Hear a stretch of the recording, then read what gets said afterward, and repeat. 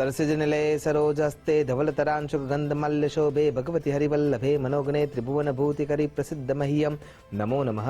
તમારા બધાનું સ્વાગત કરું છું આધ્યાત્મિક મહાશક્તિમાં। ગાર્ગી આ એક નામ એવું છે કે જે સ્ત્રી શિરોમણીઓમાં એની ગણના થાય છે। આપણે ઘણા વખતે એવું સમજીએ છીએ કે પુરાતન સમયમાં સ્ત્રીઓને અભ્યાસ કરવાનો અધિકાર નહોતો। ના, આ વાત મિથ્ય છે। ગાર્ગી, મૈત્રેયી, અરુંધતી અને અન્ય દેવીઓના જે નામ છે એ ખરા અર્થમાં આપણને સમજાવે છે કે એ સમયે આ કોઈ પણ પ્રકારની નકારાત્મક વાત વિચારવામાં પણ આવતી ન હતી। એટલા માટે મનુસ્મૃતિ સ્પષ્ટ રૂપે કહે છે યત્ર નાર્યસ્તુ પૂજ્યંતે રમંતે તત્ર દેવતાઃ। એટલે સ્ત્રી પાત્રો માટે પણ શિક્ષાની પ્રણાલી હતી અને હતી જ, એમાં પણ કોઈ શંકા કરવાની જરૂર નથી। મનુસ્મૃતિ સ્પષ્ટ એનો ઉલ્લેખ આપે છે કે જ્યાં સ્ત્રીઓની આ પૂજા અર્ચના આરાધના થાય છે, જ્યાં એમનું સન્માન સાચવવામાં આવે છે, ત્યાં દેવતાઓ રમણ કરે છે। તો ખરા અર્થમાં આ ગાર્ગી છે કોણ? અને આ શબ્દ પણ એકદમ નાનો પડે છે, એના આગળ શબ્દ હોવો જોઈએ મહાવિદુષી। ગાર્ગી કોણ છે? તો જાણીએ કે કોણ છે આ દિવ્ય સ્ત્રી, કોણ છે આ શિરોરત્ના અને એમના વિશેની માહિતી।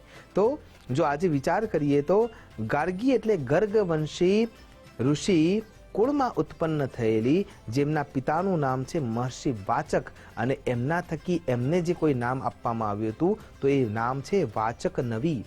જે વાચક નવી નામ સાથે જે દુનિયામાં અવતર્યા હતા એ ખરા અર્થમાં ગાર્ગી છે। પ્રસંગ એવો આવે છે અને ઘણા બધા શાસ્ત્રાર્થ શાસ્ત્રોમાં વર્ણિત છે। સૌથી પ્રખર અને પ્રબળ જો કોઈ શાસ્ત્રાર્થ આપણે અત્યાર સુધી વિચાર્યો હોય તો આદિગુરુ જગતગુરુ શંકરાચાર્ય અને મંડન મિશ્રનો છે। ત્યાં પણ ઉભય ભારતી દેવી એના જજ બન્યા છે, નિર્ણાયક બન્યા છે। તો એ સ્ત્રી ઉત્થાનની જ વાત છે કે પોતાના પતિ અને સામે દિવ્ય તેજોમય ઋષિ, આ બંને વચ્ચે જો ચર્ચા ચાલી રહી છે અને એના અધ્યક્ષ પદ પર કોઈ સ્ત્રી પાત્ર બેઠા છે, તો એ પહેલો શાસ્ત્રાર્થ આપણને જોવા મળે છે। એનાથી આગળ જો સાવિત્રી અને યમરાજ સાથેનો શાસ્ત્રાર્થ પણ એ જોવા મળે છે। સાવિત્રી પણ સ્ત્રી પાત્ર છે। એનાથી આગળ જવા જઈએ ત્યારે આપણને એવું જોવા મળે છે કે ગાર્ગી અને યાજ્ઞવલ્કજીની જે ચર્ચા છે એ પણ ગીતાના ઉપદેશ સમાન છે।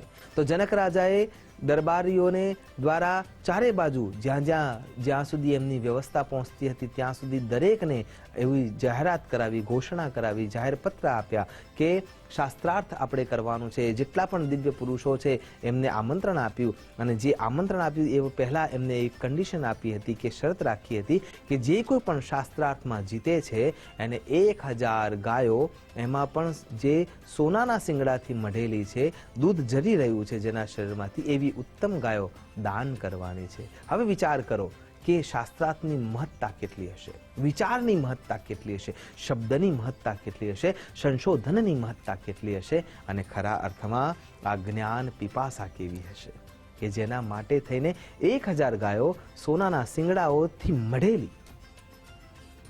ખરા અર્થમાં જ્ઞાન આટલું મહત્વનું છે। તો અહીંયા જનક રાજાએ આ મહોત્સવનું આયોજન કરાવ્યું અને એ મહોત્સવમાં તમામ પ્રકારના દિવ્ય પુરુષો પધાર્યા। પણ એ સમયે જે પરમ વિદ્વાન વ્યક્તિઓમાં જેની ગણના થતી હતી એ યાજ્ઞવલ્કજી ત્યાં આવે છે। અને જ્યારે યાજ્ઞવલ્કજી ત્યાં આવે છે એ સમયે બધા જ સહર્ષ એવું કહે છે કે એમના આગળ કોઈની વાત પ્રબળતાથી રાખી શકાય એવી છે જ નહીં, એ પરમ વિદ્વાન છે। અને એ વખતે ગાર્ગી પણ એ સભામાં હતા અને સવિવેક સાથે એમ કહે છે કે વગર શાસ્ત્રાર્થે કોઈને પણ એ સિદ્ધતાનું પદ આપી દેવું અથવા વિજેતાનું પદ આપી દેવું એ યોગ્ય નથી અને મારે એમની સાથે શાસ્ત્રાર્થ કરવો છે। યાજ્ઞવલ્કજી સહર્ષ આ પ્રસ્તાવનો સ્વીકાર કરે છે અને શાસ્ત્રાર્થની શરૂઆત થાય છે। અને શાસ્ત્રાર્થ જે ગાર્ગી અને યાજ્ઞવલ્કજીનો છે એ ખરા અર્થમાં જો વિચાર કરીએ તો જે જ્ઞાનવૃદ્ધક છે એ સંવાદ બૃહદારણ્ય નામના જે ઉપનિષદના અંદર 6 થી 8 ખંડના અંદર આ જ ચર્ચા જોવા મળે છે, જેમાં સાંખ્ય દર્શન જોવા મળે છે। અને એમાં જે ગાર્ગીજીએ જેટલા પણ પ્રકારના પ્રશ્નો રાખ્યા છે એ ખરા અર્થમાં ભગવદ્ ગીતા સમાન છે।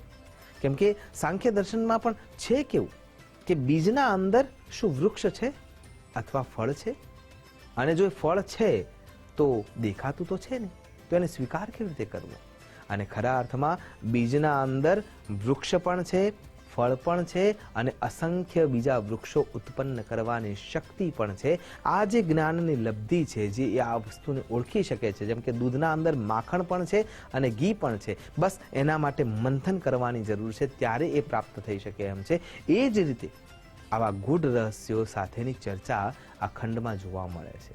અને ત્યારબાદ જ્યારે આ ચર્ચા પ્રબળતાથી પ્રાપ્ત થઈ ત્યારે યાજ્ઞવલ્ક્યજીએ ખૂબ સહર્ષતાથી સ્વીકાર કર્યું કે આ તમામ જે પ્રશ્નો છે એ ખરેખર દિવ્ય છે. અને યાજ્ઞવલ્ક્યજી પણ એકવાર આ પ્રશ્નોના જવાબ આપતા આપતા અટકી ગયા હતા અને ખરા અર્થમાં વિજેતા ગાર્ગી બન્યા હતા. અને પછી આખી જિંદગી અવિવાહિત રહીને એમને જ્ઞાન પ્રાપ્ત કર્યું, સેવા પ્રગલ્ભતા આચવી અને એ સેવા પ્રગલ્ભતાથી એમને અન્યને તૈયાર કર્યા, જેમાં ભગવતી પરાંબા ભારતેન્દુ એવી મા જગદંબા સીતાજીનું પણ નામ છે.